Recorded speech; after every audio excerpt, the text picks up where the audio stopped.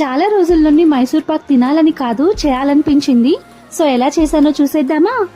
అందులేని ప్రేమను లోపల దాచుకునే తందు తేలనిదా, గొంతు దాటి వెళ్ళకాగిన ప్రేమను ఆపినదెవరటనేనా.